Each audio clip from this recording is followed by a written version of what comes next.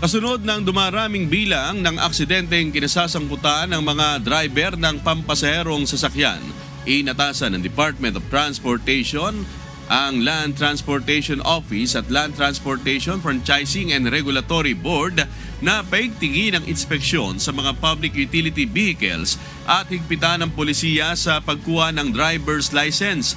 Bukod sa pag-ihigpit sa roadworthiness inspection sa mga PUV, gagawin na ring mandatory every 90 days ang drug testing sa mga tsupera.